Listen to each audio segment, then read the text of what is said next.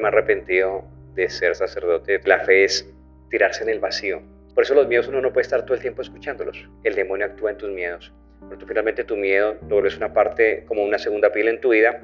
El demonio utiliza tus miedos para justamente separarte de Dios.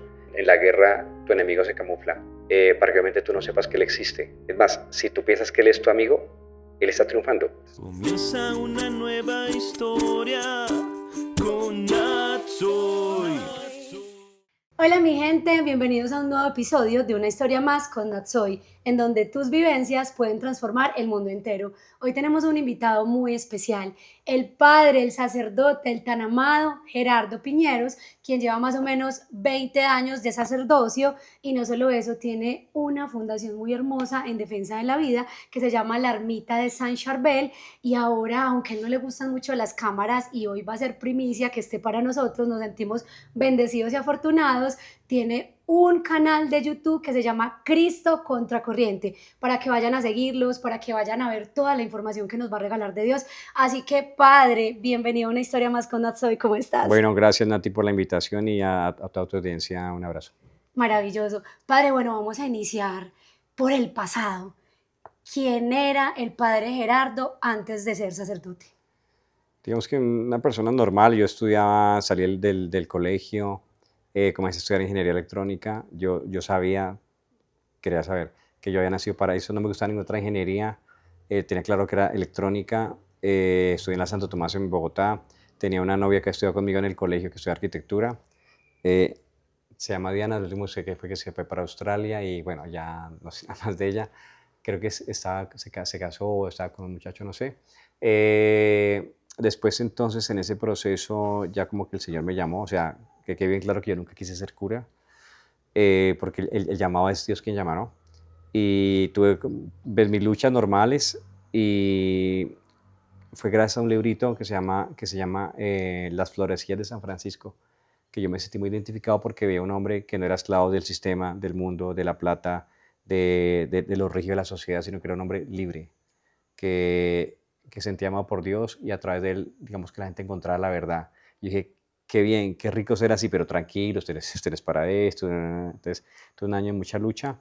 Finalmente, el Señor siempre en estas cosas vence y bueno, y hoy estoy aquí muy contento.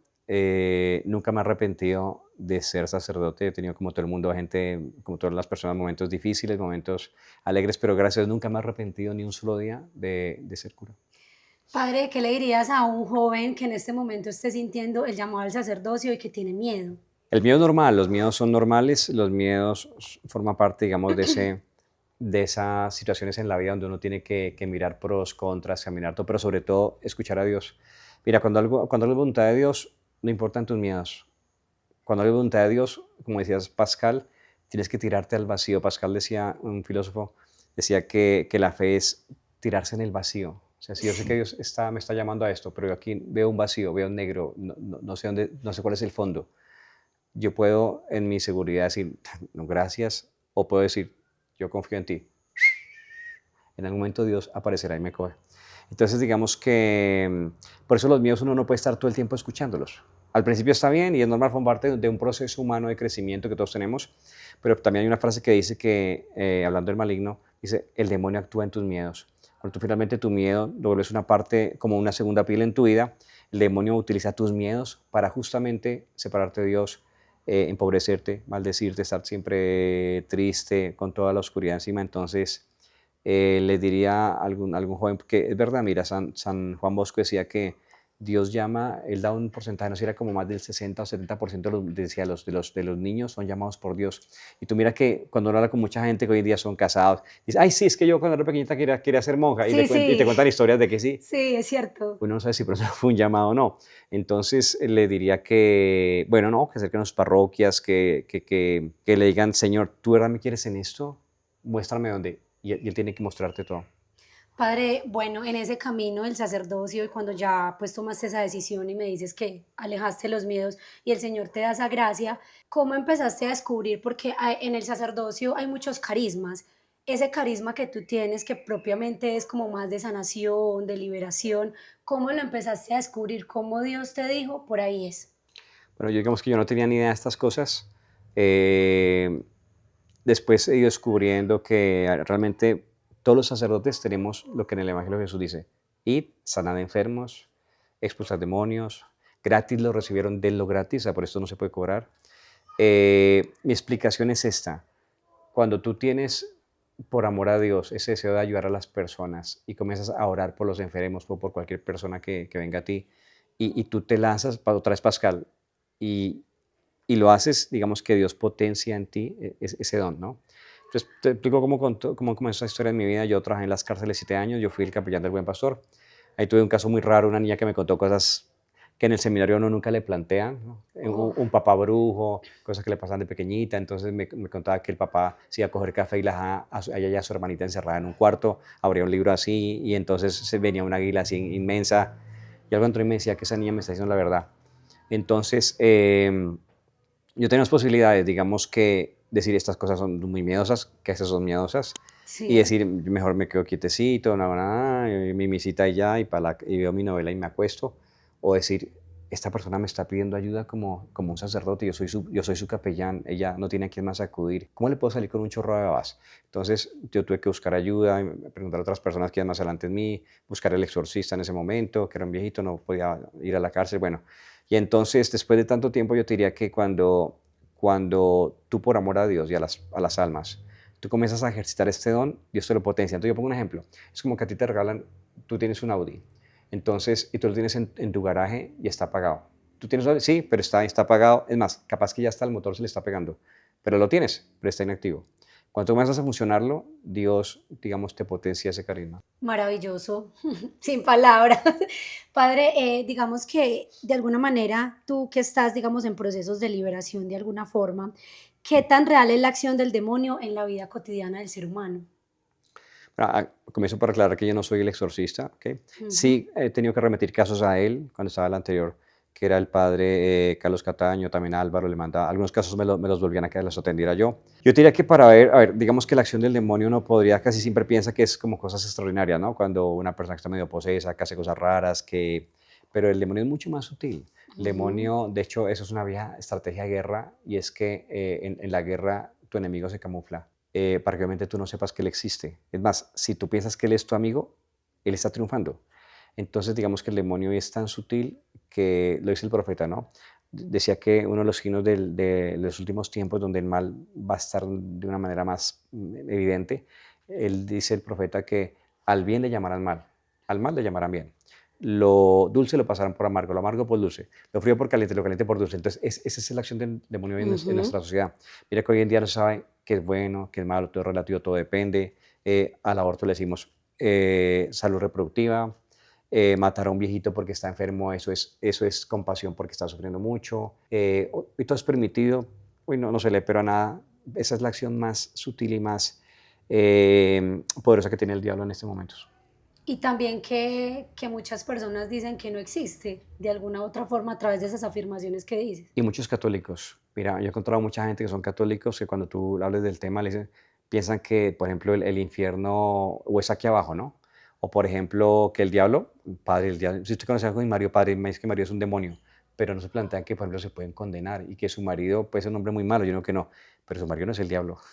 El diablo es un ser real, espiritual, pervertido, pervertidor, como lo definió el León XIII, y muchas personas hoy están de espaldas a eso. Mira, unas cosas que yo critico mucho, trato de evangelizar mucho sobre eso. De hecho, vamos a hacer un podcast en el canal porque hay mucha gente que tiene este grave error conceptual. Y es que la gente piensa que cualquier persona que se muere porque se muere, ya está con Papito Dios y está descansando y hasta le pedimos que nos ayude. Y no es así. Ujú. La evidencia, los que hemos tenido que atender personas en oración, interactuar de alguna manera con ese mundo espiritual, con espíritus, si quieres, con demonios, lo que dice la Biblia, la tradición, los santos, los místicos, es que eso no es así. Para entrar al cielo es un camino muy duro, muy exigente. San Pablo dice, no hay nada que sea impuro que pueda ver a Dios. Entonces mucha gente, no digamos casos que son muertes, digamos que objetivamente era un tipo que no iba a misa, la hacía sufrir a la mamá, vivía en constante fornicación, en impureza, nunca iba a misa y se estortelló en la moto. Y la gente hoy da por hecho en la misa, además porque a veces los padres somos culpables de eso. Muchas misas de exequias casi que las volvemos canonizaciones. Entonces todo el mundo da por hecho que porque se murió, que ya está, y como ya está en el Pablo Tobón, todo con la cabeza toda rota, todo hinchado, todo conectado, la gente dice, ay, pero por lo menos descansó, querida. Ay, sí. Eso es lo que en psicología se llama una proyección del deseo, pero eso no es así, la realidad es otra. Entonces, otra vez, ¿no? Por falta de conocimiento muere mi pueblo. Y ahí está el triunfo del diablo en estos momentos. Hablando de esos errores que me decías, vamos a entrar directamente al catolicismo. Padre, ¿cuál sería el mayor error que cometen en el tema del demonio los mismos católicos en la actualidad? Primero, tú ya lo has dicho ya, es pensar que no existe, ¿no? Desconocerlo.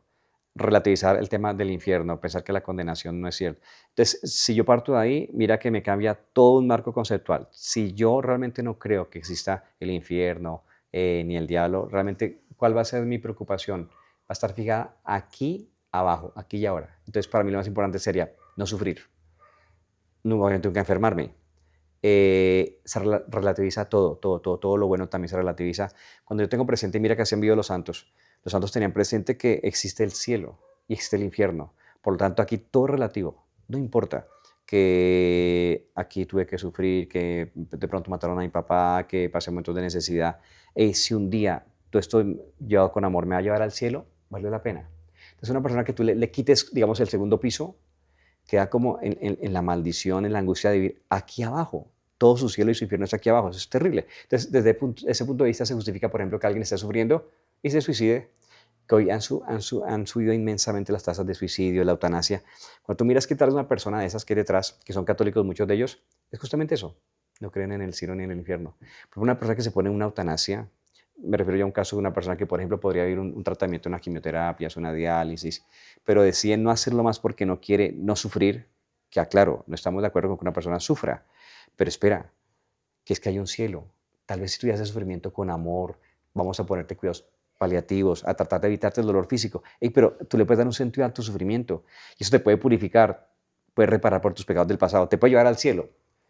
Tú ponte a pensar que yo digo, no, pues que yo no creo en el cielo, ni en el infierno. Además, yo pienso que de pronto Dios me está pidiendo esto y yo antes le estoy haciendo un favor a Dios, igual me va a recibir, porque me mato. Entonces, esa es una acción para mí muy tremenda del diablo. Y que está dentro de la iglesia, claro está. Sí, y hago un mea culpa por los sacerdotes, porque como te digo, muchos sacerdotes, tal vez, no sé, hemos convertido esas las homilías como en querer quedar bien con la gente, ser empáticos, que la gente diga, ay, tan lindo que habló el padrecito. Pero mira, nuestra función es esa. Digamos, si mi función fuera hacer sentir bien a la gente, yo me hubiera metido de recreacionista. Con mucho respeto para los recreacionistas, que tengo amigos de ellos y que hacen bien su labor, porque Sí, total, porque total. es entretener a la gente, ¿listo? Pero un sacerdote no es para entretener a la gente. Un sacerdote supuestamente es ser una luz en el camino, que te digo, hey, cuidado, te puedes condenar. Y de pronto tú, por eso que te digo, me vas a odiar, no me vas a querer. No importa, era mi misión decírtelo. De pronto un día tú caigas en cuenta.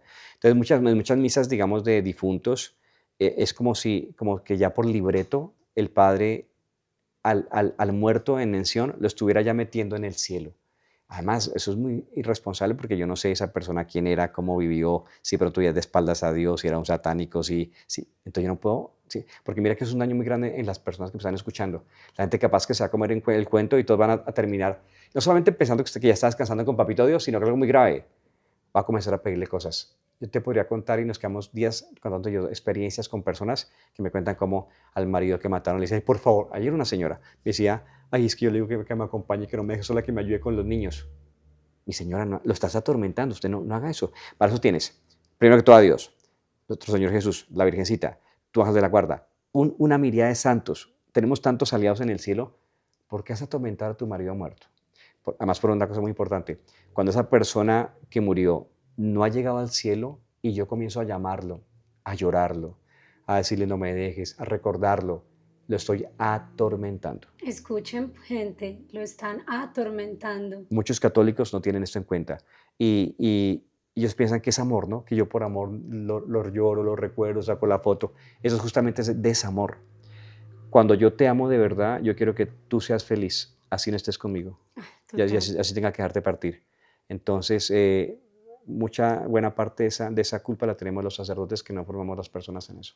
Claro, padre, y tiene tanta razón porque quizás de pronto el sacerdote por prudencia no lo hace porque es un momento difícil, pero quizás en ese momento que están tan frágiles es para generarles más conciencia de los que sí se quedan vivos que hacer de ahí en adelante. Exactamente, entonces mira, yo digamos en mis exequias que a mí me ha tocado a mí, yo puedo, como dices tú, con prudencia, con caridad, decir a las personas, vamos a orar por nuestro hermano difunto, pero yo no lo puedo meter al cielo. Por ejemplo, Ujú. si algún sacerdote ve este podcast, yo le recomendaría, bueno, yo cómo lo hago. Yo hablo mucho, por ejemplo, de testimonios de hermanos nuestros, que ojalá algún día también entrevistas a alguno de ellos, por ejemplo, a Gloria Polo, a Jesús Quintero. Son Dios te personas, oiga. desde aquí le mandamos ya eh, la invitación. Son personas que han Ujú. tenido la experiencia después de la muerte. Me gusta mucho particularmente el de Jesús Quintero, que ustedes lo pueden ver en YouTube, porque era una persona que era no católico, él no era creyente.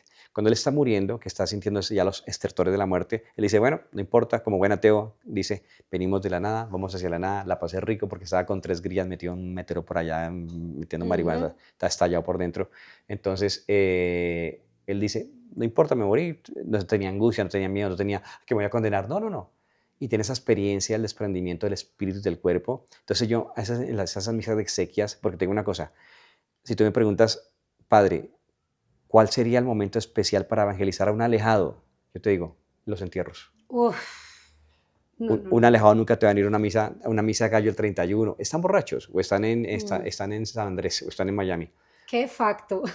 Una persona de esas nunca te va a venir a... Y si viene al matrimonio de la cuñada, está en todo menos escuchándote a ti. No, está pendiente de los tacones, del vestido, del moñito. Están sordos. En ese momento, si tú me preguntas a mí, para usted qué prefiere celebrar, unas bodas o unas exequias, 1000 veces las exequias. Yo quiero ver a la gente ahí, así, frente a la muerte, que quedaron sin piso, que están aterrados, que dicen, como si no fue madre, ¿tú no se muere? Sí, ¿cómo te va que te mueres? Y tin, tin, tin, tin, tin, tin. Entonces puede ser como el Claro. comienzo de una vida nueva para esta persona. Entonces yo puedo decirle con mucho amor, con mucha caridad, vamos a orar por esta persona y voy a hablar de la misericordia de Dios, todo eso, pero también voy a decirle, pero cuidado, que no puedes vivir mal la vida, que solamente hay una oportunidad, que lo puedes dañar todo. Y así la gente sale más consciente. Qué maravilla, padre, gracias por eso. Con gusto. Padre, esta pregunta creo que es muy importante y creo que todos como católicos nos la hemos hecho en algún momento de la vida. Y es, ¿cómo distingue la iglesia entre un problema psicológico o una influencia espiritual? A veces se mezclan las dos, ¿Por qué? porque ciertamente, digamos, un trauma genera en ti psicosis, bipolaridad, Ujú. traumas que tienen que ser tratados profesionalmente por un especialista de estos, que recomiendo que si es el caso de alguien, ojalá busque un especialista que sea creyente, que sea católico, porque si tú caes en por ejemplo, un psiquiatra, y tristemente hay que decirlo, la mayoría de los psiquiatras son de un corte totalmente racionalista, o sea, piensa que tú eres un compuesto, digamos, bioquímico, carne, huesos y un centro de cómputo, un cerebro, y te ven así, y desconocen lo más esencial, es que tú tienes un alma. Entonces, por ejemplo, para muchos psiquiatras, este tema espiritual, o sea, se burlan, es ridículo. Te van a medicar, te llenan de pepas y te miran de un punto simplemente psicológico, fisiológico, neural, o, pastillas para suplir hormonas y no sé qué, y enzimas. Y hay muchos, la mayoría, de hecho, la mayoría de nuestros traumas están en el alma, que fui olvidado, que me botaron, que del vientre materno tal vez tuve algo, una presión de mi mamá, pecados míos del pasado. Entonces eso dejarías en el alma. Por eso toca hacer un trabajo conjunto de lo espiritual, la sanación espiritual, pero cuando ya ese mal o también esas brujerías ha hecho un impacto psicológico en ti, tienes que también ayudar por un profesional. Maravilloso. Y padre, yo siento que de alguna manera a veces estos son temas que la iglesia ha tenido que abordar nuevamente en este siglo, porque crees que ya le están prestando más atención a este tema y que antes de pronto la iglesia lo tomaba un poco de una manera más parca. A ver, digamos que la iglesia, por lo menos en lo que es su normatividad, siempre ha tenido, está en el Código de Derecho Canónico, por ejemplo, me acuerdo, Canon 1172, si no estoy mal, habla o sea, en cada diócesis por lo menos debe haber por lo menos un exorcista, ¿cierto? Que es el obispo o alguien delegado por él, dice las características. Entonces, digamos que realmente, por lo menos en el papel, la iglesia siempre lo ha tenido claro, porque en el Evangelio está, porque lo han dicho los papas, los santos, porque ha sido nuestra práctica, pero la iglesia no es ajena a esa crisis que vive la sociedad, donde, como diría un papa, también ese humo se infiltró en la iglesia. Entonces tú encuentras que, por ejemplo, muchos sacerdotes hoy también en día tampoco creen en el diablo. O sea, es increíble, pero es cierto. Tú encontrarás, por ejemplo, muchas diócesis, por ejemplo, sobre todo en Europa, que no tienen exorcista.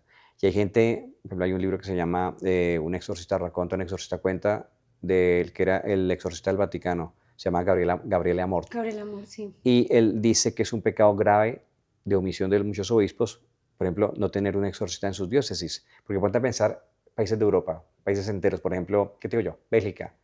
Que hay una persona, por ejemplo, en Bélgica, que no es una, pueden ser muchas, que están con una infestación diabólica, un tema medio de posesión, y que van a buscar quien les ayude y en su iglesia no encuentran un sacerdote que los atienda. O sea, puedes creer, o sea, esta es la total contradicción del Evangelio donde Jesús nos mandó justamente a atender a esas personas. Y hay una persona en Bélgica que tiene que viajar miles de kilómetros hasta Roma para que lo atienda un padrecito que lo atenderá una vez al mes. Ponte a pensar, ir, volver, la plata, su familia, el trabajo. Muy complejo, Claro. padre. Pero ¿usted cree que en este momento, con todo lo que está pasando, la iglesia va a ser, digamos, como que consciente de eso y se van a delegar más sacerdotes exorcistas? Mira, eso había que preguntárselo a los obispos. Claro. Y en cada diócesis, digamos que varía, ¿no? Ujú. Ojalá. Oremos como en el Evangelio dice Jesús, oremos para que el Señor mande sacerdotes a su mies que sean muy santos y que lo tengan claro. Padre, ¿cuáles son las puertas más frecuentes por las que las personas terminan necesitando oración de liberación? La prueba más grande de todas, el pecado. Cuando tú pecas, tú le firmas, digamos así, como una letra al enemigo. Y depende también el pecado y el tiempo, ¿no? Y las circunstancias, él se puede ir como empoderando de ciertas áreas en tu vida, ¿no? Hablando de daños, por ejemplo, a nivel psicológico. Entonces, la puerta más grande que se abre es el pecado, sin duda alguna. Pues hay otras prácticas, como por ejemplo la brujería, cuando tú practicas brujería, también te dan temas de nueva era. Un podcast que Ujú. sacamos que ha sido muy visto también fue la entrevista que le hice a Carolina Gómez, que fue Dios en su misericordia permitió que ella llegara a esta parroquia a principio de año, tuvo una conversación muy linda. Yo es el caso más lindo que he visto de una persona que además después de ser tan famosa como angióloga, como reikista, que le dio el curso a tanta gente que hoy son muy tesos en eso, que haya tenido una renuncia tan radical y que se la haya creído totalmente, pues se formó en catecismo aquí en la arquidiócesis, hizo el curso de Ujú. teología del cuerpo de San Juan Pablo II, o sea, la tiene clarísima. De hecho, yo por eso fue que acepté comenzar como a trabajar en estos medios. Sí. Entonces, y ella para mí es un testimonio muy grande que nos dice que una puerta que el demonio utiliza es justamente estas prácticas. Voy a decirle para que la entrevistes. Entrevístala, por favor. Ah, es que padre, le tengo una sorpresa. Sí. Imagínese que cuando yo fui a verlo a usted para que me aceptara esta gran invitación por la cual le doy gracias y la gloria a Dios, usted a los días organizó Cristo Contracorriente y yo Ok. escuché que tú lo ibas a hacer porque casualmente yo estaba ahí. Ah, Cuando tú subiste el podcast con ella, yo llamé a mi mamá espiritual y yo le dije, mamá, no puedo creer que sea ella. Y tuve que escribirle a las chicas que te ayudan, confirmar el nombre, porque adivine qué padre. Ella estuvo en una de las prácticas que yo busqué y la tuve que ah, bloquear yo siendo una mujer tan contaminada porque ella me generaba pesadillas. Y no me cuando digas. la vi convertida contigo, yo dije, no, esto no puede ser casualidad, o sea, es primicia, esto no puede ser casualidad y tengo foto con ella. O sea, Cuando eso pasó, va a ser un podcast a lo grande. Bien. mejor dicho, o sea, y que me lo digas, me confirma que nos tenemos que ver después de ese tiempo en que estuvimos perdidas. Digamos que yo solo compartí con ella poco, pero chateábamos, ella me mandaba a hacer tareas. Y imagínate, yo estaba tan contaminada, pero ella estaba como que más que yo, que me generaba tribulación a mí. Imagínate, o sea, es una cosa loca. Pero era muy tesa, mira, ella Uf, decía, tú llegabas al consultorio de ella, no tenías que decirle nada, ella ya sabía tú a qué venías. Y sobre todo que ella lo hacía como buena intención, o sea, ya no es que fuera exacto. que trabajara como bruja, que sí hay brujas que trabajan como brujas, no, Ujú. no, ella lo hacía con una buena intención, pero por eso para mí es un testimonio impresionante que a la gente le abre los ojos, porque mira, si yo digo estas cosas a la gente va a decir, ay, usted es el padrecito, usted, mira, todo es del catolicismo, ustedes son tan retrógrados, tan conservaduristas, pero que te lo diga alguien que estuvo ahí, que fue una autoridad en esto, la gente tiene que escucharlo. Tú lo decías ahorita en la homilía, la mejor prédica es el testimonio. Exacto. Padre, ¿por qué el demonio odia tanto a la familia de los niños? Porque diría yo son como el reflejo de lo que es la Sagrada Familia, lo que es la Santísima Trinidad. O sea, Dios es familia. Dios no es un solitario que viva por allá en el espacio, no, que viva en el cielo solo. Dios es familia, es una comunidad de amor. Y mira que justamente la familia en la tierra es un reflejo, tendría que ser un reflejo de la comunión con Dios. Entonces Claro. digamos que el demonio busca siempre destruir todo lo que le representa a Dios. El demonio va a destruir todo lo que sea noble, lindo, hermoso, puro. Lo que ya está asqueroso, lo que está contaminado, ni lo molesta, porque para que él no se toma ese trabajo, no le interesa eso. Por eso, digamos que, y mira que la Virgen María dijo en Fátima, se lo dijo a Jacinta, que la última guerra que iba a dar el diablo antes de su venida iba a ser Las familias. contra la vida y la familia. Y si tú miras en esas dos áreas están los niños. La vida, niño, bebé, y la familia, normalmente hay niños. Claro, total. Padre, ¿cuál es la estrategia principal del maligno en el mundo actual? Eso porque lo que ya dijimos, que se esconde, que atrás, por ejemplo, también, por ejemplo, de Ujú. políticas, nos hace pensar que es bueno, cosas que para Dios son totalmente macabras.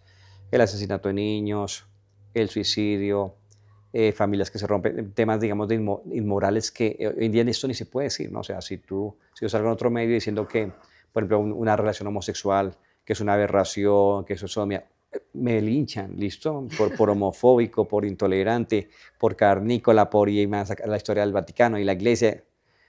Pero es verdad, o sea, una relación de esas, además es por razones de la psicología, de muchas cosas, y decir que eso no está bien. Entonces, una acción del demonio es que hoy nos ha callado. Y entonces, pues no se puede hablar de esto. Pero aparte, eso para reforzarlo, hay leyes a nivel, digamos, estatal que todo esto lo promueven, lo apoyan. Tanto que mira que, por ejemplo, cuando se hace una marcha de estas, es con el aval de un montón de gente, no solamente la gobernación, el alcalde, hay financiamiento de muchas personas, de muchas empresas. Pero mira, ya que hablamos de esos temas, es impresionante que hasta hace unos años, digamos que eso era un tabú y era una cosa que generaba vergüenza. Hoy en día se dice que es un orgullo, ¿no? Que claro, no estoy de ninguna manera condenando a una persona que tiene una tendencia homosexual, para nada. Y aclaro una vez, el pecado no es tener esa tendencia. Ayer hace 2 días vino una niña que cuando yo le pregunté, ¿por qué no, si estás confesada, por qué no comulgas? Dijo, padre, es que yo tengo una atracción hacia las personas del mismo sexo. Le dije, bueno, pero no te preocupes, eso no es pecado, todos tenemos tentaciones. Yo le dije a ella, mira, tranquila, yo tengo tu mismo problema, a mí también me gustan las mujeres, pero, pero no tengo ninguna, estoy saliendo con nadie, entonces eso no es pecado. Le expliqué que antes eso es un motivo para santificarse y que uno no puede tener todo en esta vida. Pero mira que hemos pasado un momento en el cual eso se le llama un orgullo, se publicita de una forma descarada por las calles, delante de niños, de una forma indecente, y tiene financiamiento un montón de empresas que tú ves. Mira, ESPN, que es de los pocos canales que yo veo por el tema del tenis, ESPN ya le tiene su espacio, lo publicitan, sacan sus banderitas. En el fútbol también hay muchos, en la UEFA los obligan a tener que se ponen los capitanes, o sea, Visa Mastercard, las aerolíneas de avión, y el que se niegue es un maldito cavernícola. Entonces, es como el demonio diciendo, yo mando. O sea, tenernos como perros mudos, por decirlo así. Sí. Padre, ¿cuál es la diferencia entre sanación, liberación y exorcismo? Exorcismo, digamos, es como el último estadio, el más grave, digamos así, de la acción del demonio en una persona, cuando por ejemplo, la película El exorcismo de Emily Rose, ¿listo? Que es un caso que está hecho en la vida real.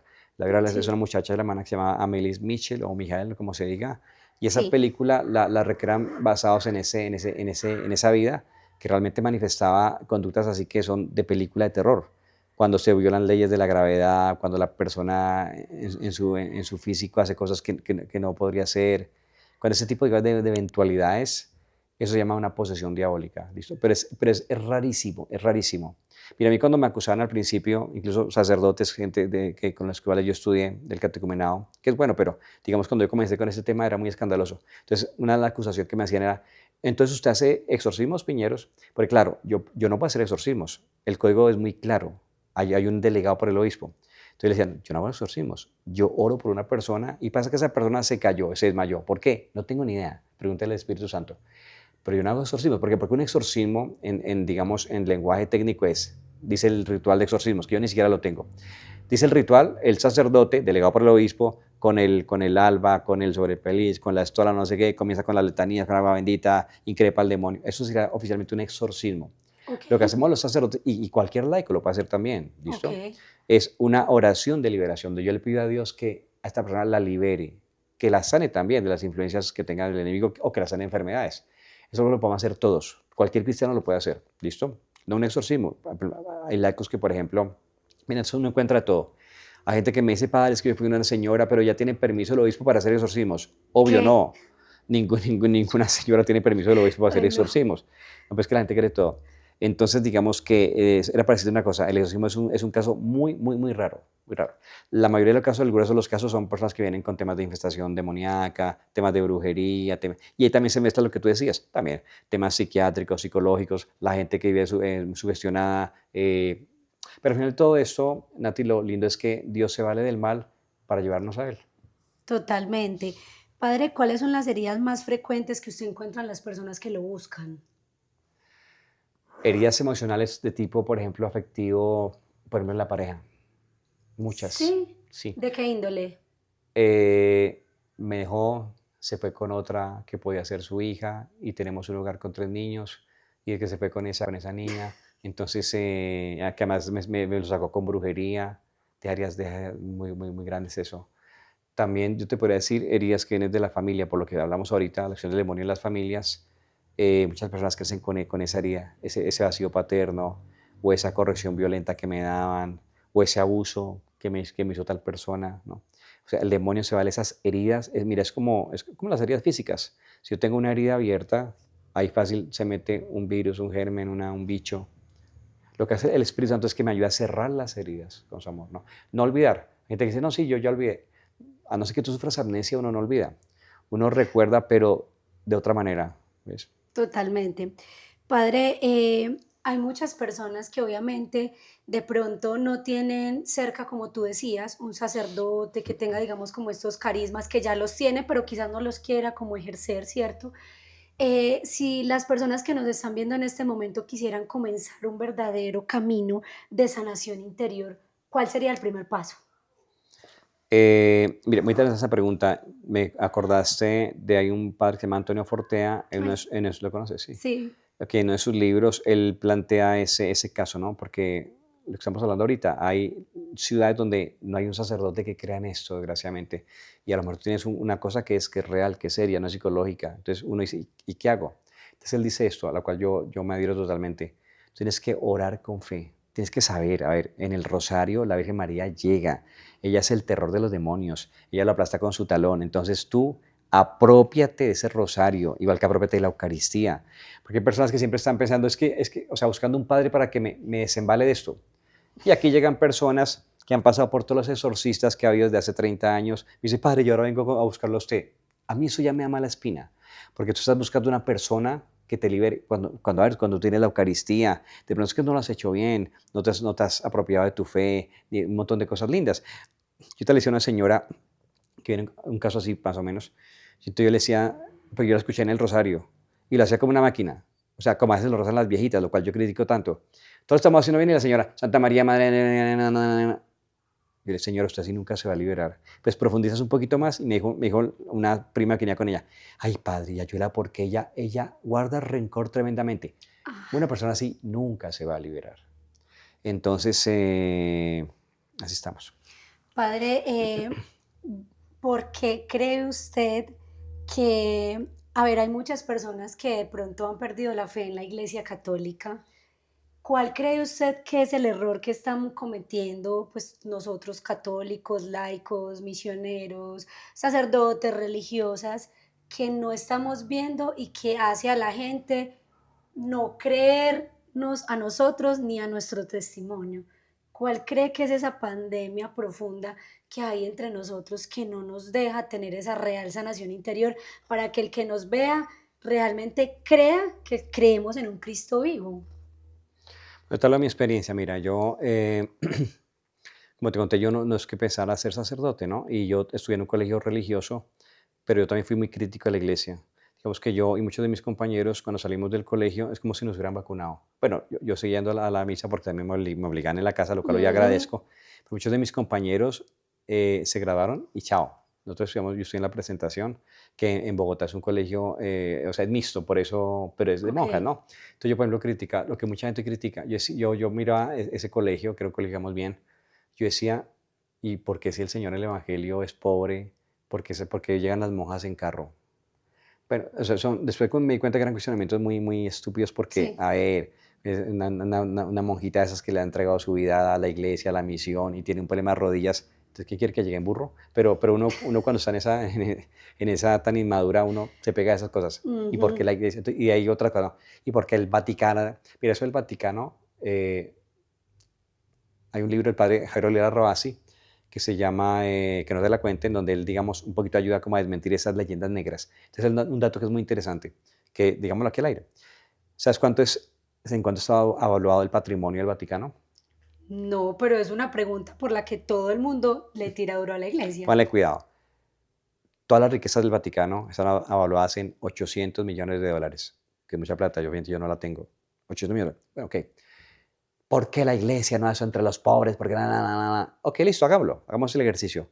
Digamos que se vende el Banco Ambrosiano, el Miguel Ángel, los museos, los tapices, las cosas, todo eso ahí, los edificios. Ok. Y repartámosla en la gente pobre del África. ¿Sabes cuánto le toca a cada uno? Ni un dólar. 800 millones dividido 1.000 millones. Ujú. Además que otra cosa, mira, esas cosas ni siquiera son propiedad de la iglesia, que es lo que mucha gente ignorante no sabe, ¿no? Y la gente repite como papagayos y no saben, o sea, es la ignorancia hablando.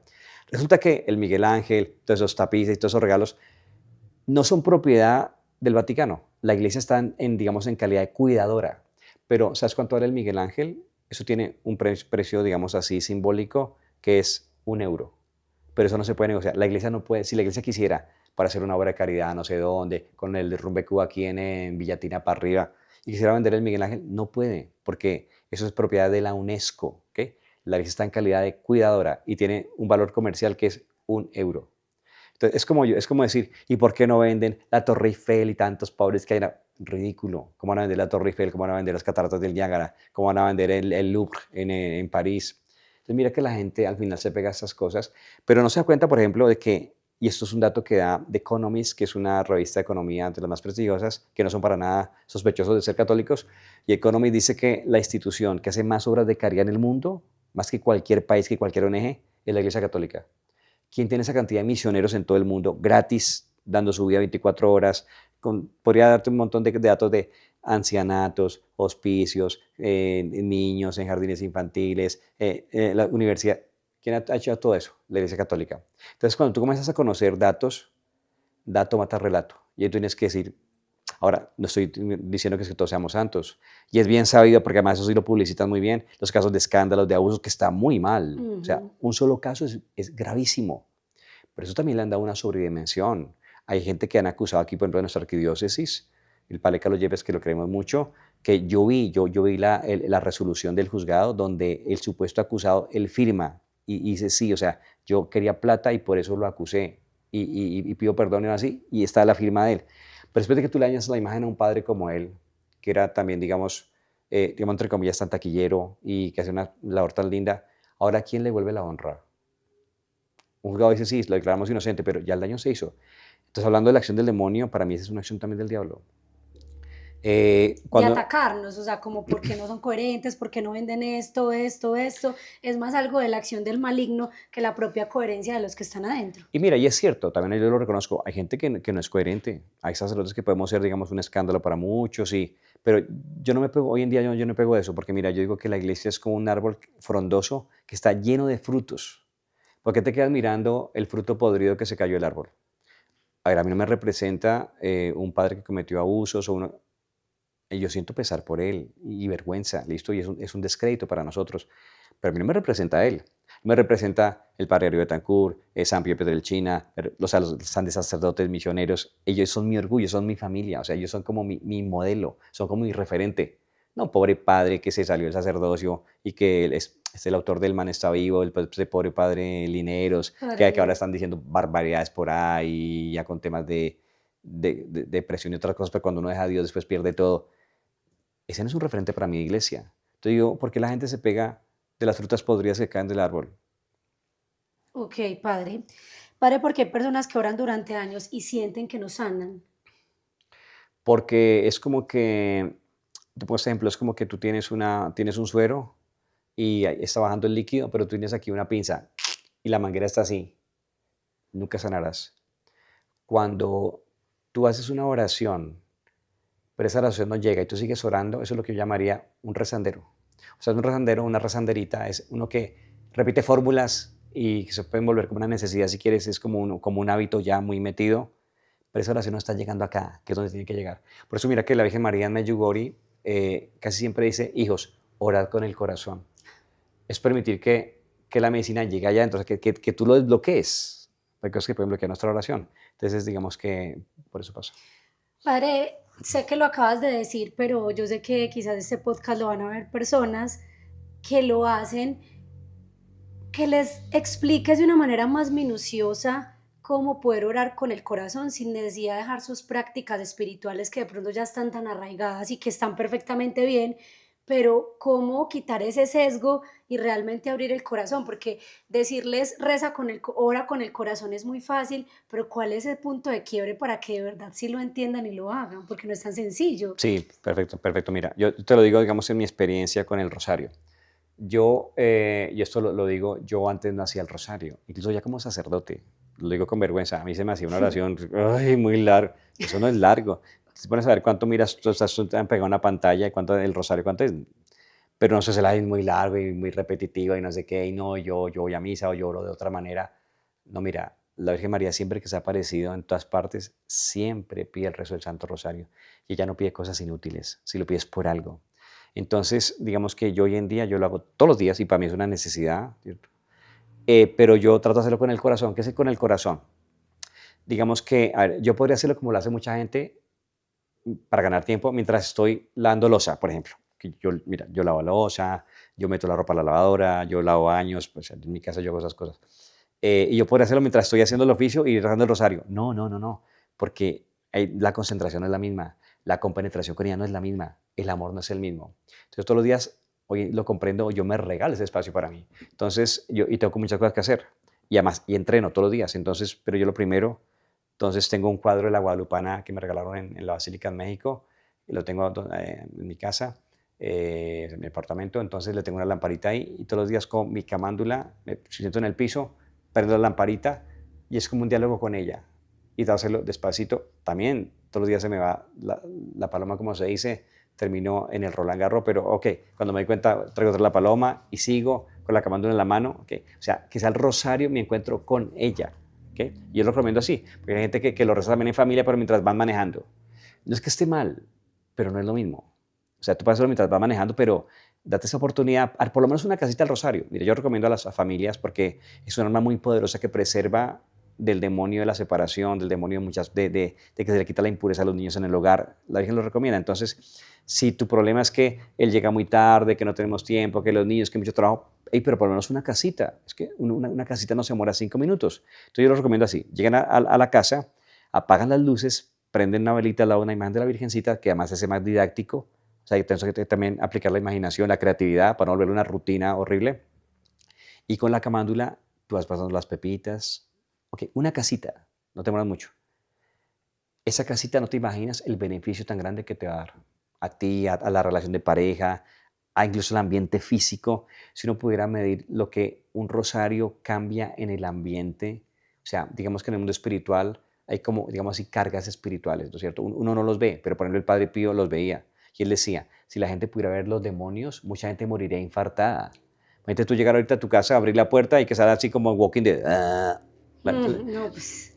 El rosario en un lugar es como que esas cosas, como que las expulsa. Tú no las ves, pero tú sí sientes el influjo de eso en dolor de cabeza, que estoy deprimido, que no sé por qué peleé con mi esposa por una bobada.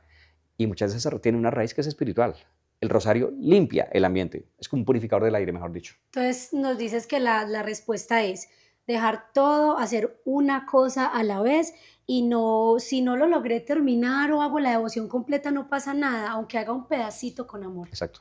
¿Qué papel juegan para muchas personas que de pronto no son católicas los sacramentos en la sanación del alma? Los sacramentales, cumplir los mandamientos. Bueno, son cosas distintas. La cosa son los sacramentos, bautismo, la primera comunión, el sacramento de la confesión, la confirmación, el matrimonio, la sacerdotal, la unción de los enfermos. Esos son, digamos, los grandes regalos. Los sacramentales son mi medalla, la consagración, los rosarios, las velitas, el agua. Digamos que así lo explica el catecismo, los sacramentales nos preparan a recibir los grandes regalos. Esto es muy importante. Hay gente que le da más importancia al sacramental, por ejemplo, a la agüita bendita que me la bendiga el Padre, pues vivo en pecado mortal, odio a mi cuñada, voy donde brujas, pero que el Padre me bendiga. Y si puede ser de 7 iglesias, mejor. Padre, gracias por decirlo, en Confiésate, serio. confiésate. Continúa, porque explicándolo un poco más profundo. Entonces, cuando la iglesia nos habla de evangelizar la religiosidad popular, es eso, es que hay mucha gente que son religiosos, pero ojo, una cosa es la religión, otra cosa es la fe. Yo puedo practicar mi religión, pero desde la fe, lo cual es súper enriquecedor. Pero mucha gente hace prácticas religiosas. Entonces se quedan los sacramentales. Va que el Padre le bendiga el agüita, tiene en su altar de la casa tiene a la Santísima Trinidad, María Auxiliadora y José Gregorio Hernández. Paréntesis, alguien mira, pero Padre José Gregorio está canonizado. Sí, pero no el espiritismo. Y desgraciadamente José Gregorio entró en nuestra cultura por los espiritistas que vinieron desde Venezuela. Entonces hay que separar las dos cosas. Entonces digamos que hay que evangelizar a las personas para que comprendan que más que estas cositas que tienen un poder, ojo, esas cosas tienen un poder. Esto con la visión de un sacerdote tiene un poder que nuestros ojos, como yo decía ahorita, no lo perciben, pero los espíritus sí lo perciben. Mira, yo puedo contarte casos, cuento uno rápidamente. Cuando yo trabajé en las cárceles, había una señora, se llamaba Miriam, que yo no sabía que tenía una cosa muy pesada encima, un trabajo de magia negra, pero yo le regalaba una camándula y al otro día me decía, Padre, se me desaparecieron cuentas del rosario. Otras están como si hubieran cogido de noche, serruchadas. A veces la cruz se le partía. Yo le cambiaba por otro rosario más grueso. Y lo mismo. Pues cuando hicimos una oración con ella, claro, ahí se salió un chuki tremendo y era un trabajo de magia negra. De hecho, estaba en la cárcel. Sí. Entonces, en ese momento yo no sabía muchas cosas que hoy en día sé, pero yo en ese momento yo dije, madre, entonces como que una camándula sí tiene un poder. Y sí, los sacramentales bendecidos tienen un poder espiritual, pero tú nunca le puedes dar más poder a ese sacramental que, por ejemplo, a comulgar o confesarte. Mira, el exorcismo más grande que hay es la confesión. Maravilloso. ¿Podemos profundizar un poquito más en la confesión? La confesión es que sencillamente, en palabras de Jesús a Santa Faustina, él le dice a esta monjita, la cual tenía revelaciones de él, le dice, cuando vas con humildad y te postras delante de uno de mis representantes, o sea, el sacerdote, que a ver, que es un pecador también. El evangelio de antier, creo era de ayer, decía, esos son los nombres de los 12 discípulos, y los pone ahí. ¿Por qué los pone el evangelio los nombres? Para que quede claro que esos manes no eran ningunos santos. Ahí están todos los que lo abandonaron, el que lo vendió, el que lo traicionó, el que le dijo una empleada de servicio, yo no lo conozco. O sea, está patentico quiénes eran esas personas. Pero aún así Jesús no se retractó. Y cuando resucita, les confirma esos poderes que les da. Entonces Jesús le dice a Santa Faustina, cuando vas con humildad a postrarte delante de uno de mis representantes, tienes que saber que todos los torrentes de mi misericordia bañan tu alma. Mira ya, yo con eso a mí no me importa si el cura que me confiesa es más santo que yo, es más pecado. Es problema de él, mira, a mí me interesa una cosa y es que a mí me puede perdonar. Mira, yo puedo perdonar al Papa o al último acólito de la parroquia de la última iglesita del Amazonas, pero yo a mí mismo no me puedo confesar. Ojalá yo pudiera por las mañanas cuando estoy arreglando, abrir el espejo del baño y decir, hombre, el pan, comienza. No da. Me toca buscar otro. Total. Padre, después de tantos años de ministerio, ¿qué ha sido lo más impactante que le ha tocado ver? ¿A nivel de estas cosas? Sí, de toda la índole. Puede ser de algo muy sencillo dentro de la misma iglesia o de una liberación. ¿Qué es lo que más le ha impactado como sacerdote? Lo más impresionante siempre son cosas, digamos, que tienen que ver con temas que violan las leyes de la física. Por ejemplo. Por ejemplo, que haces una oración contigo, normal, entonces haces una de María, por ejemplo, y tú te comienzas así como a marear, todo eso ahí, entras en un estado de trance y de pronto veo que tu cabello está saliéndole humo y que está quemándose y que ya hay una llama ahí. O un objeto que de pronto salió así, está en modo reposo, aceleración cero, velocidad cero, y sale así, y estoy contra la otra pared allá. Estoy en una casa, de pronto estamos comiendo con la familia en la cual hice una oración en esa casa, estamos almorzando cuando de pronto la mesa, y quedamos todos así, con la cuchara. Pero en esa casa estamos todos también, y cuando de pronto por la escalera del segundo piso, eso fue como, pues cerca del Diamante para arriba, por el Robleo, de pronto una pelotica. Entonces, digamos, este tipo de cosas siempre que son, digamos, que no son lógicas, son asustadoras. pero no es de todos los días, pero quiero decirte que sí, he sido testigo de esas cosas, claro. ¿Y te has asustado? ¿Cómo has experimentado eso como Sí, me he sacerdote? hecho chi, no puedo decir que no. Sí, sí, sí. Pero así, Pero te padre, confieso algo, y para que saque aquí en el aire, yo prefiero eso y no un ratón. Un ratón no lo puedo matar. ¿en Sí, en serio? serio, en serio. Ok, bueno, ya saben, datos curiosos del padre Sí, Gerardo. Padre, ¿ha presenciado conversiones que humanamente parecían imposibles? conversiones. Sí. Bueno, sí, bueno, ahorita que hablamos de Carolina, me parece una conversación muy linda, Otra, porque esa ya la hablamos. una que tengo fresco, la señora que está ahorita en la Eucaristía, de pronto tú la escuchaste. Sí. Ella se separó de su esposo porque era digamos, un adúltero serial. Y ella más lo odiaba. Y cuando vino acá, yo no me acuerdo de lo que le dije, pero ella dice que yo pues le dije que el matrimonio se podía reconstruir, que ojo, yo eso no siempre lo digo. En muchos matrimonios le digo, no, no, despáchelo. Pero ella dice que yo le dije, se puede salvar ese matrimonio y mándelo a un retiro espiritual, manda un retiro de lazos. Y ella cuenta ahorita en la Eucaristía que cuando el Señor vuelve otro, además terminó su vida más católico que ella porque después murió de un cáncer, que fue muy lindo porque le sirvió de purificación, y el Señor tuvo una experiencia muy linda con Dios en el final de su vida, no renegó, no pidió la eutanasia, todo lo ofrecía con amor, o sea, él murió preparado para el cielo. Pero es un caso muy lindo porque era un señor que como venía viendo, y mucho, ojo que muchos hombres viven así, de una forma, digamos, totalmente estúpida, digamos, desubicados de su realidad, metidos en el mundo de los placeres, caminan hacia el infierno. Este señor renunció a todo, se volvió San José para su esposa, para su casa, pidió perdón. Decía esa señora, él hizo una lista en el hospital, tiene una lista de todas las personas a las cuales tenía que pedirle perdón. Comenzó una por una, a esta me falta, y comenzó a llamar a todos. Y de un momento dijo, ya estoy preparado. Entonces digamos que esa conversión es muy linda. Mira, estas conversiones son más lindas que el tema de sanaciones físicas. También contó el testimonio de un papá que vino con su niña, que estaba en el hospital ya 4 meses y los médicos no encontraban nada. Oramos por ella y se sanó. Eso es lindo. Pero a ver, una persona que se sana físicamente, si no se convierte, se puede ir para el infierno. Entonces uno dice, se desperdició la sanación. Mientras que una persona que se convierte, eso alegra el corazón de Dios. Dice el Evangelio, hay más alegría en el cielo por un pecador que se arrepiente, que se convierte, que por 99 justos. Yo digo que es igual, en el cielo hay mucha más alegría por una sola conversión que por una persona que estaba tullido en la cama con cáncer, con cuadraplegia y se sanó. Depende. Porque esa persona que se sanó no terminó santa, peor para ella. Padre, ¿qué les quisieras decir, digamos, como a las personas, como de esa propia fragilidad como sacerdote? Porque a veces de pronto en nuestro afán de querer buscar sanación, confesarnos, buscar ayuda en ustedes como ese signo de en la tierra, pero un pedacito de cielo en la tierra, muchas veces digamos que los juzgamos o pensamos que es que ustedes tienen que ser santos, tienes que ser X, Y, Z, y si no, mejor dicho. ¿Qué les dirías y cómo podrías abrirles un poquito tu corazón de tus propias fragilidades para que la gente entienda que es que vos sos un ser humano? A las personas que de pronto descubren que su párroco, que sea padrecito o monjita, que hay, pero tan regañón, pero tan exigente, pero tan amargada, pero bienvenido, o sea, descubriste el agua tibia, o sea, somos humanos, somos imperfectos, todos participamos de las mismas pasiones que tienen todas las personas, tenemos el pecado original fuera de eso, entonces para mí un signo de madurez espiritual es que tú ya puedes comprender que ese sacerdote es también frágil, es débil, es pecador, pero yo no busco en él, digamos, otra cosa que lo que del cielo me traen. A través de esas manos me viene el perdón, me viene Jesús, oraré por él. Hasta me digo una cosa a las personas, si para ti ir a tu parroquia, es sacerdote, es, digamos, un tormento constante, y fuera de eso te está diciendo herejías, bobadas, te dice, por ejemplo, hey, levántese y ponga la mano para comulgar. Entonces no te tortures, vete a otra parroquia, listo. No estoy viendo que lo odies a él, ora por él. Pero bueno, eso somos, es lo que hay. Padre, quiero preguntarle algo que no sé qué tan cierto sea aprovechando.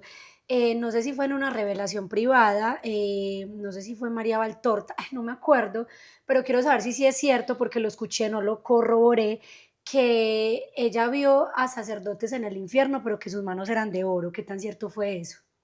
Ha habido varias, he escuchado también varias unas revelaciones privadas y es cierto, digamos que hay sacramentos que nosotros decimos en teología, confieren un carácter, o sea, que marcan, que no se borra más. Ujú. ¿Sí? ¿Listo? Por ejemplo, el bautismo. El bautismo igual, el bautismo en el infierno, los demonios saben qué personas fueron bautizadas porque tiene una marca indeleble, indeleble es que no se borra. Entonces, sacramentos que, digamos, confieren carácter, o sea, que te marcan. El bautismo, la confirmación y el sacerdocio. Digamos que, por ejemplo, un sacerdote, un amigo mío, nos ordenamos juntos. Por causa de la vida, él terminó fuera del sacerdocio y él ya está viendo con una mujer. Ok, puede ir con ella, puede tener hijos, lo que tú quieras, pero él seguirá hasta toda la eternidad, será sacerdote. Esa es la Podemos verdad. profundizar un poco más en eso. Bueno, entonces digamos que este amigo mío se ordenó sacerdote, como digo, por cosas de la vida, sus crisis, lo que sea, salió al ministerio, ahora está con una mujer, podrá tener hijos y tendrá familia, pero digamos que, a no ser que el sacramento él sea nulo, como el matrimonio, te explico un poquito eso. Digamos que él durante toda la eternidad será sacerdote. Digamos que, por ejemplo, es más, esto es tan cierto que el derecho canónico dice que si en un lugar hay un moribundo y no hay sacerdotes y está este amigo mío, aunque tenga su esposa, tenga hijos, tenga vida normal, pues actividad matrimonial, en ese momento él puede confesarlo y lo puede absolver, ¿Qué? porque él tiene ese poder en sus manos. Lo que pasa es que, digamos, en ese momento Wow. hay una disposición eclesiástica donde se le suspende su ministerio, ¿ok? Entonces, pero él es sacerdote. Él en un caso así podría confesar a una persona moribunda, podría absolverlo. Entonces, si profundizamos más esta visión, que pues si alguien nos la puede confirmar en los comentarios, sería maravilloso si la leyó. Eso quiere decir que entonces el sacerdote se condenó, pero sus manos, como es algo que no en el bautizo y que se respeta, como tú explicabas ahorita, queda ahí, o sea, como indeleble, intachable, independiente de la condenación del sacerdote. Bueno, a ver, no estoy diciendo que este amigo mío se condenó, estoy diciendo que él dejó el ministerio, Ujú. eso no te lo podrá juzgar Dios, ¿listo? Él, digamos, mira, con Dios igual siempre hay un plan B. El plan A, digamos, yo lo asumo, era que él fuera sacerdote. Ok, pasó lo que pasó, ya está en otra forma de vida, y hay un plan B. Ahora él tiene que santificarse. Despertarnos a las 3 de la mañana, dar un tetero, cambiar un pañal, que, a ver, no es cosa fácil, ¿listo? Es más, si quieres que te diga, yo admiro mucho a los que son padres de familia. Hay gente que me dice, ay, padre, ¿usted cómo se puede ser padre? Yo le digo, ¿usted cómo puede ser papá de 3 niños? Que te los entregan con el disco duro vacío y te dicen, llénelo, porque es así. Digamos que a un niño pequeño él va a hacer todo lo que tú hagas. Tú lo vas a formar, realmente eso es literal. Yo no tengo que formar ningún niño. Yo atiendo chukis y oro por enfermos, pero ya, o sea, y juego tenis. No, me parece que es muy delicado en esta generación formar niños. Entonces, bueno, en el caso del sacerdote, él solamente Dios puede juzgar si en ese nuevo estilo de vida él hizo tantos méritos que sí, puede estar en el cielo. Eso no lo juzgamos, ¿no? Hay unos que sí están en el infierno y hay, A eso hay, hay iba. relaciones privadas que hablan de muchos sacerdotes que están en el infierno. Y te digo una cosa, nosotros de hecho voy a hacer un podcast sobre eso. Un acto de misericordia es orar por los sacerdotes que están en el purgatorio, que son muchos. Hay muchos sacerdotes en el purgatorio y es un acto de amor nuestro orar por ellos. ¿Listo? Yo lo decía ahorita, a los muertos no les pedimos cosas, tampoco sacerdotes, pero sí hay que pedir por ellos. Padre, ¿por qué tantas personas están buscando respuestas espirituales fuera de Cristo? Una de ellas es que desgraciadamente los que estamos dentro no hemos sabido dar una buena imagen, o sea, digamos, hablando un poco en términos publicitarios, no hemos sabido presentar el producto. Tú puedes tener el mejor producto del mundo, si el empaque es una porquería, no se va a vender. Nosotros tenemos, o sea, tenemos la joya de la corona, ¿listo? Jesús es el Señor, todo está sometido bajo sus pies, todo es todo. Demonios, mundo espiritual, enfermedad, lo que tú quieras. Y a nosotros lo presentamos como si fuera una alternativa más, otra religión, una rezandería. Eso es un descrédito para el Señor. ¿Qué tiene la nueva era que resulta tan atractiva? ¿Qué tú sientes? Digamos que en esta generación todo lo que te produzca placer, en lo que tú sientas, ese es un gancho muy importante. Y es también porque vivimos una generación muy inmadura, ¿no? Esta generación, que es la generación de cristal, está, digamos, construida sobre el tema de las sensaciones. Sentirte bien, sentir placer, que tú simplemente te conectes, que sientas algo adentro, ¿no? La total subjetividad, no importa que tu vida sea separada de Dios, de los mandamientos, que estés en pecado, pero si tú te sentiste bien, bueno, tú te respeto, tú me respetas, te tolero, y eso lo llamamos modernidad, lo cual es una asquerosidad también para el Señor cuando dice en el Evangelio que no he venido a traer esa paz al mundo, he venido a traer espada. Pero digamos que para la gente que quiera sentir cosas, la nueva era es la mejor respuesta, porque tú vas a sentir todo tipo de cosas. Claro, después, como dirá Carolina en su experiencia, el demonio pela las uñas y ya se sabe todo. Mientras que mira que lo nuestro también es de disciplina. Ahora hablamos, atrás de cámaras del Santísimo, por la capillita que tenemos acá, que es hermosísima. Eh, lo nuestro también es disciplina. En el seminario, a las 5:30 sonaba la campana y tú quieras o no, estás ya al agua patos. Y después a la capilla, quieras o no rezar, listo. Y eso es muy importante, pero en todos los aspectos de nuestra vida tenemos que tener disciplina. Un papá que no disciplina a su hijo va a ser un perfecto inútil, un inservible para el futuro. Va a ser un fiasco como papá, como esposo, no va a servir para nada. Entonces, tú en cualquier ámbito de la vida que quieras medianamente sobresalir, tú debes tener una disciplina para la música, para el deporte, para todo. ¿Por qué en la religión somos tan mediocres? Es una buena pregunta que nos deberíamos hacer todos, pues hablando de ser testimonio. Padre, sé que hay muchas personas confundidas por la respuesta y por lo que hablabas ahorita en la homilía y de este caso de Carolina Gómez, que pues la conocí en el antes, todavía no he tenido la fortuna de verla en el ahora. ¿Es posible mezclar cristianismo con nueva era? Sí, no, ¿y por qué? No, y no es una opinión personal. Mira, eso lo dice la iglesia en sus documentos oficiales. Yo comprendo que muchos sacerdotes no lo saben, no lo estudiaron, a veces no son cosas que, digamos, le dediquemos mucho tiempo y pensamos que no es importante. Y por eso hay sacerdotes que dicen, bueno, no, está bien, pues no importa, ¿no? Como si fueran bobaditas. No son bobaditas, son el agua y el aceite. Los documentos oficiales de la iglesia, como por ejemplo hay uno que emitió el Dicasterio para el Diálogo Interreligioso y la Cultura, que en el año 2003 emitió un documento que se llama Jesucristo, el portador del agua de la vida. Dice textualmente, las prácticas de la nueva era son incompatibles con nuestra fe. Compatibles que son agua y aceite. Te pongo un ejemplo, porque alguien dirá, ay, no, pero tan exagerado, yo con esto me he conectado con Dios, me he superado, he nivelado mis niveles energéticos, ya soy un ser más espiritual. No, te cañas. Mira, te doy un detalle.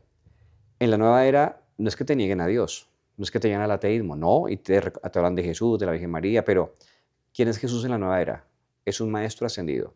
Es como un Maitreya, como un Saint Germain, como un yogi, así como un man que tiene muy teso, que tiene unos poderes, que ya desarrolló su aura, sus chakras, y yo puedo ser como ese maestro ascendido. No, ese no es Jesús. Jesús, ¿quién es? ¿Cómo lo muestra nuestra fe? Es mi Salvador, es mi Señor. Él por mí pagó, Él me redimió con su sangre, perdonó mis pecados.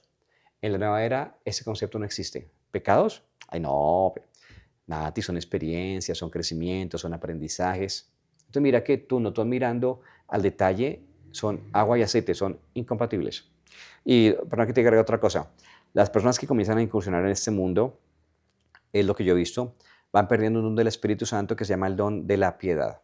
La piedad es que a mí me gustan las cosas de Dios. Digamos, antes, hablando de mi vida, yo decía, antes a mí el rosario no me gustaba, me parecía una tortura china. Ujú. Hoy en día yo disfruto haciendo el rosario, lo necesito. Yo puedo decir con humildad que a mí en estos años el Señor me ha dado un poquito más de don de piedad. Una persona que comienza a incursionar en la nueva era a través de angiología, reiki, meditación trascendental, feng shui, etcétera, etcétera, pierde ese don. Entonces no le pides, por ejemplo, que rece un rosario porque también le parece hartísimo. Una misa estas largas, ay no, qué pereza, yo me hablo con Dios, no sé, esto es rudimentario. Perdió el don de la piedad. Ok, padre, ¿qué le dirías a las personas que sí creen en Dios, pero que también consultan horóscopos, energías o prácticas esotéricas? Sería como decir, sí, mira, yo amo a mi esposa, pero también visito prepagos, Wiccan, pero yo, sí, yo amo a mi esposa. Digamos, esto estaría yo viendo una mentira existencial. Porque, ¿de cuál Dios me hablas tú? O sea, ¿estás hablando del Dios de la Biblia? El Dios que condenó los nigromantes, los espiritistas, que era además tan severo que los mandaba a apedrear. Entonces, ¿cómo me dices tú que creo en Dios, pero hoy donde un medium de José Gregorio Hernández? ¿Qué tiene que ver eso? Es decirte, yo tengo mi esposa, pero también pues una prostituta, pero la amo normal, normal. Padre, ¿cuáles son las manifestaciones físicas y espirituales de la gente después de practicar la nueva era? Eso es relativo y depende también la circunstancia de la persona. Hay gente, Pero como las más comunes. a ver, parece que hay gente que se la manifiesta después de años. Otros, por ejemplo, jugaron una sola vez. Por ejemplo, tabla Ouija. Alguien mira, no, eso no es de la nueva era, pero los componentes son iguales. Alguien solamente practicó una vez meditación trascendental y listo, y quedó jodido, ¿listo? Otra persona después de 30 años comenzó con perturbaciones. Entonces, por ejemplo, Carolina lo cuenta muy bien. Mira, digamos que uno primero se le va apagando ese amor por las cosas santas, por la oración, la misa, el rosario, la Ave María, entonces parece una ridiculez y uno va incursionando en otras cosas a nivel de sentir, ¿listo? Entonces después, cuando el diablo pela las uñas, a ver, te cuento casos que yo he atendido, con una familia que ella era reikista, hizo un curso, y sí, ella decía, yo a familiares míos, yo les quito el dolor de cabeza, además con esa presunción como si yo ahora tuviera el poder, ¿no? Cuando hablo de esto me acuerdo, de la nueva era, me acuerdo de una serie que yo veía cuando era pequeñito, He-Man. He-Man era un muñequito de esos que él decía, por el poder de Grayskull, yo tengo el poder. Ajá, sí. Y el hijo de madre corrientazo y la espada así. Algo así la nueva era. Es decir, yo tengo el poder. Mis manos sanadoras, mis chakras, mi aura, mi energía, mi transmutación sexual. Yo tengo el poder. Bueno, eso es un ego elevado visto al infinito. En el cristianismo, yo no soy nada. Tú eres todo. Señor, tú eres todo, yo no soy nada. San Juan Bautista dirá, es necesario que Él crezca y que yo disminuya. Entonces mira que realmente son cosas incompatibles. Entonces una persona que cuando comienza a sentir los efectos, después de comenzar con temas, digamos, de depresión, de sinsentido, normalmente el pecado siempre va a estar después ya presente porque en esta práctica de la nueva era, como te digo, no existe el pecado, son cosas separadas, entonces no importa, yo desde que medite puedo tener mis amantes, mis cosas, mi conducta sexual pues fresca, libre y tú no me juzgues porque también soy un ser de luz. Entonces el pecado siempre pasa factura. Después hay otras manifestaciones también a nivel, digamos, físico, enfermedades raras, ¿no? Carolina hablaba, por ejemplo, de perturbaciones a nivel ya físico en tu casa. Estas cosas al final son un destellito que después te pasan siempre la factura. Padre, tengo una duda y esta sí es mía, de un programa que yo presento en Teleantioquia. Y ella contaba que en el Jaime Isaza David se le presentó algo que la jaló. ¿Cuándo y de qué manera?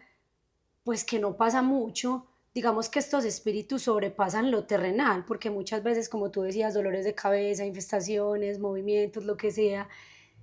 ¿Por qué se da que ese espíritu sobrepasa esos límites? Porque literal, o sea, la jaló, la arrastró y eso quedó grabado. Pasa los límites porque tú se lo permitiste.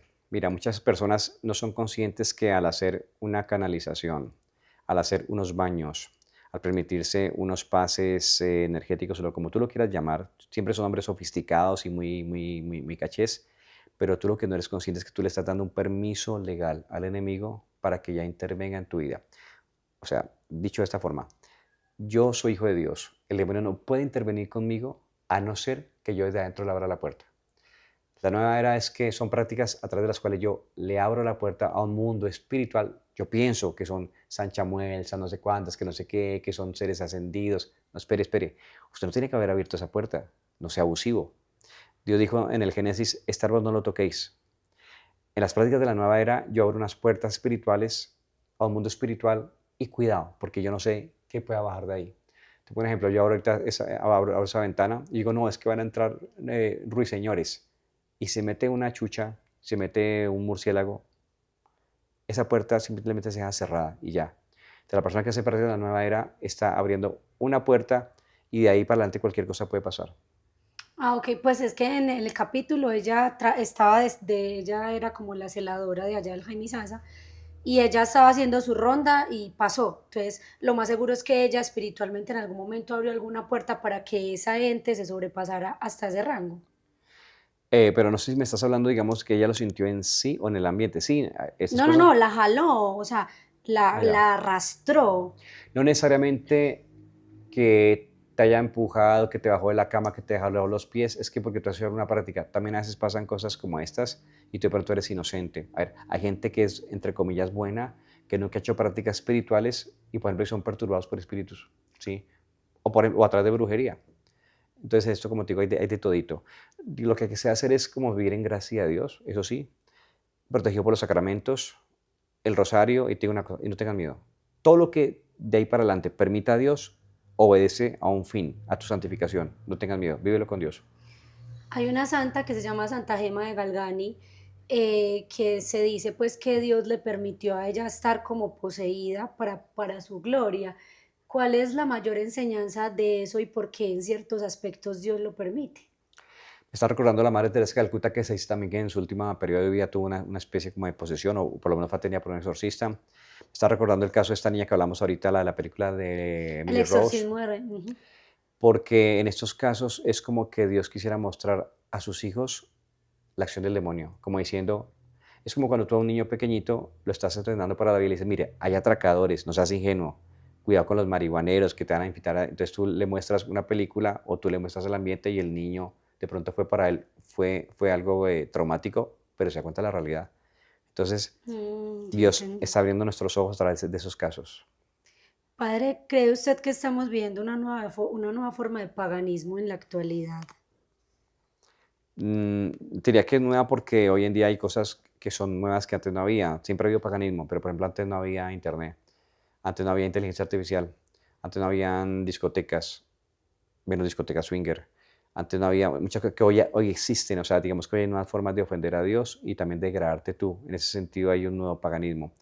Pero ese espíritu es ancestral, ese espíritu viene desde el Génesis, siempre lo ha estado. Sino que trasciende a medida que el pecado Exacto. evoluciona. ¿Por qué consideras que la verdad de Cristo sigue siendo una revolución aquí y ahora? Porque es un poquito es como nuestro canal. La verdad, Cristo siempre es contracorriente contra lo que piensa el mundo, contra, digamos, el establishment, ¿no?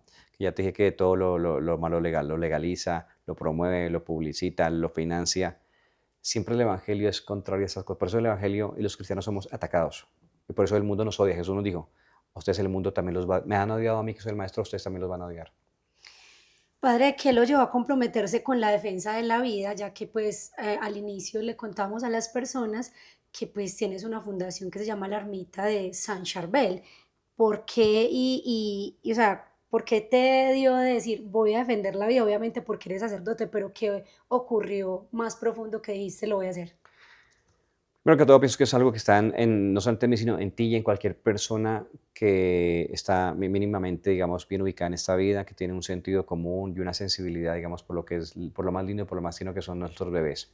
Habría que tener un rayón grave a nivel cerebral o tener, digamos, una inconsciencia también muy grave o estar metido en una mentira para pensar que, por ejemplo, que matar a un bebé está bien.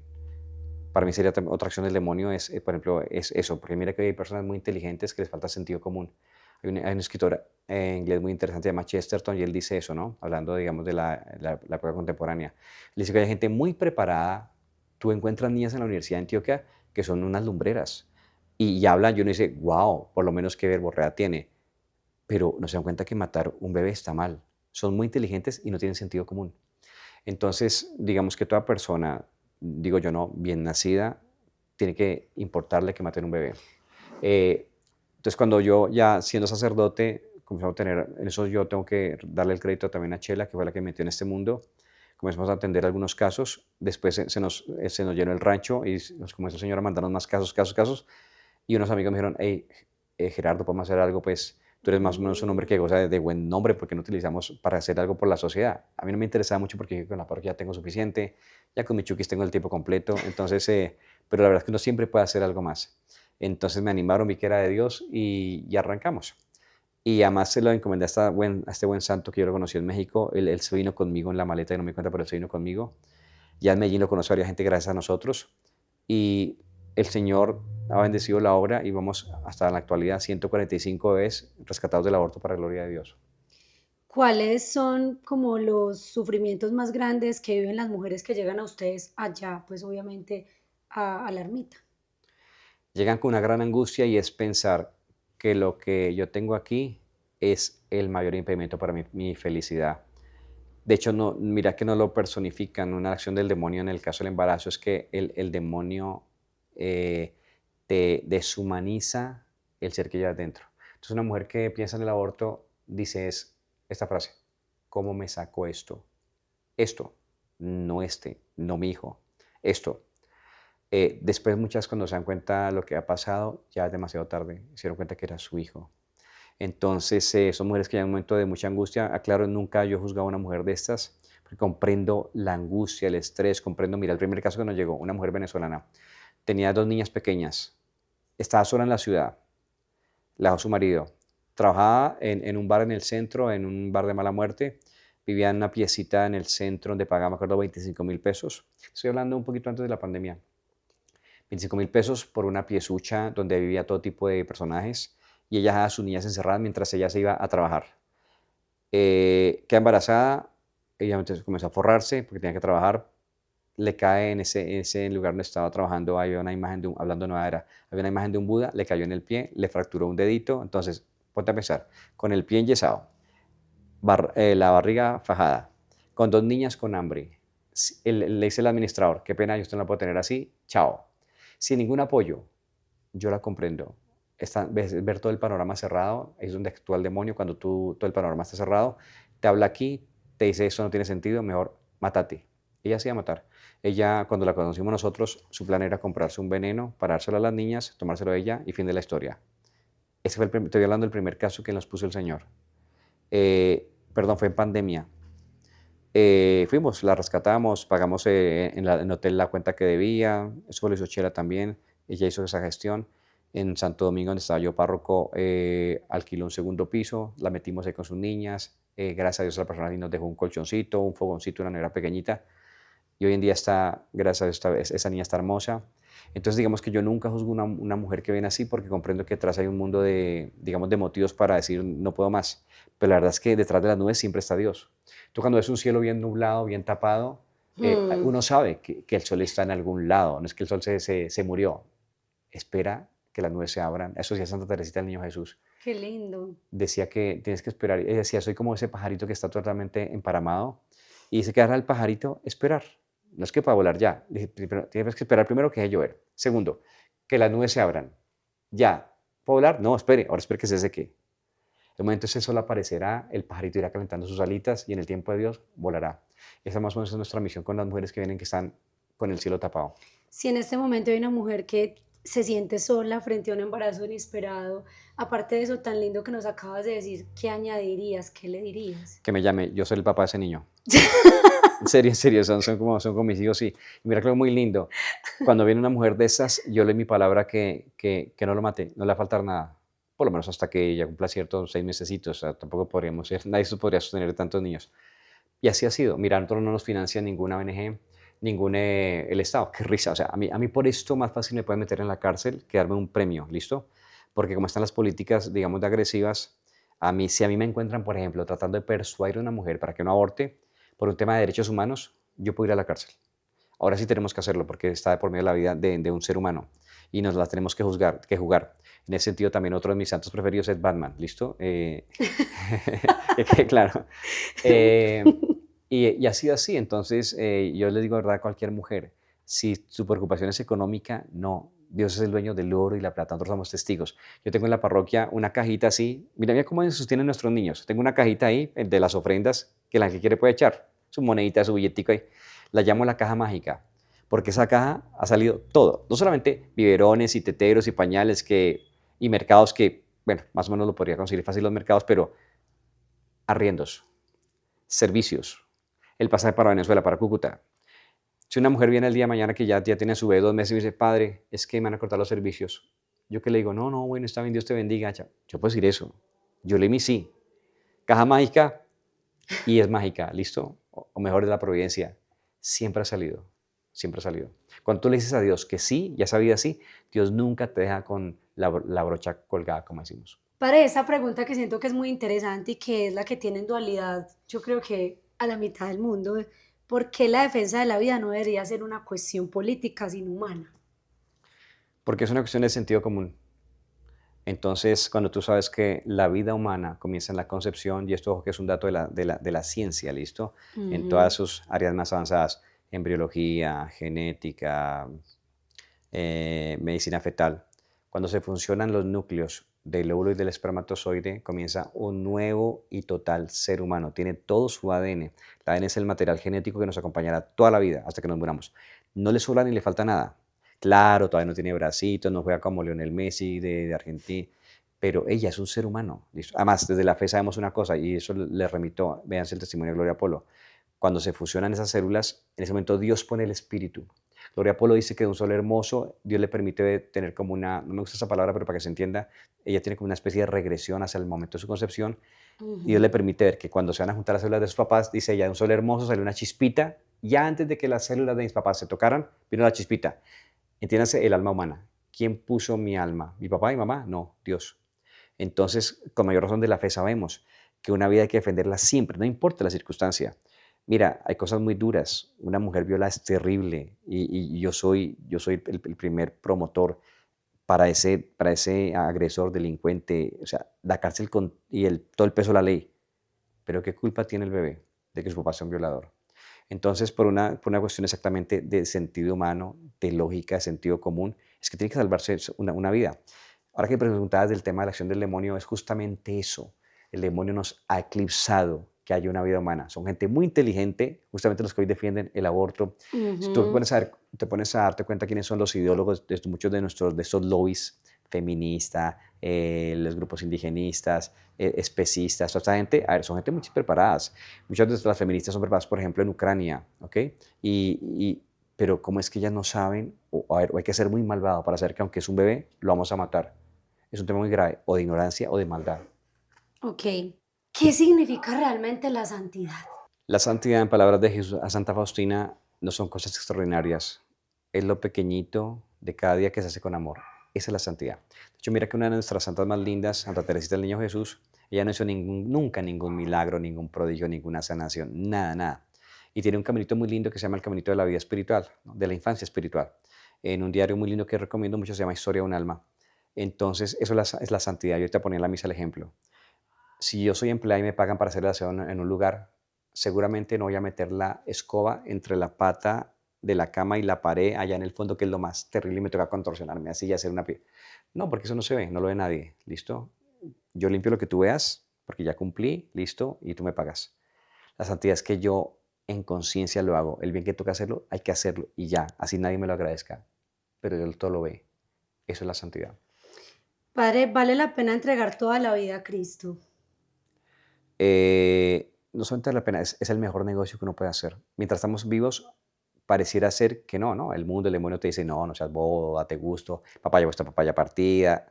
Pero al final de la vida tengo una cosa, en nuestro juicio vamos a comprender que no haberle entregado nuestra vida fue la mayor idiotez que hicimos. Padre, para finalizar, después de todo lo que usted ha visto, conversiones, sufrimiento, sanación, luchas espirituales y milagros, si una persona está viendo esta entrevista y aún duda de la existencia de Dios, ¿qué le dirías mirándola a los ojos? No me mires a mí, mira a la Que cámara. se venga a nuestra misa, parroquia Jesús Misericordioso, Padre, pero si que están en otro pida, país. porque sí que pidas una ficha con el Padre Gerardo aquí en la parroquia, pero entonces, si está en otro país, Ujú. mira, yo no te voy a dar no te voy a dar una fórmula para que te pase algo espectacular, pero te digo algo con seguridad. Vete a una capillita de oración donde esté el Santísimo. Ahí, en ese pedacito de pan, está Dios. Créelo. Tú vas a ver un circulito redondito, blanquito. No vas a tener de pronto ninguna cosa rara, pero cree con todo tu corazón que ahí está Dios. Háblale, llórale, alégale, dile lo que tú quieras y quédate ahí. Y sigue repitiendo eso varias veces. De una forma misteriosa, Él va irradiando sobre ti en tu alma. Un poder sanador. Mira, el profeta Malaquías dice que es una profecía sobre el Santísimo. Él dice que nos iluminará el sol de justicia. Padre Milano Tardif dice que ese sol de justicia es el Santísimo. Yo estoy frente a ese circulito redondito blanquito. Yo sé que es Dios, no siento nada raro, pero estoy ahí y me quedo ahí. Y sigo. Y al otro día voy. En un cierto punto, cuando me cuenta, digo, ay, ¿ya por qué se me fue la depresión? ¿Ya por qué no lloro todos los días? Ahí ocurrió el milagro. Bueno, muchas gracias a todas las personas. Gracias, Padre, por este casi 2 horitas de gracia para tantas almas. Fue un Y gusto, Nat. esto fue, muchas gracias, esto fue una historia más con Natsoy, en donde tus vivencias pueden transformar el mundo entero. Los amamos, chao.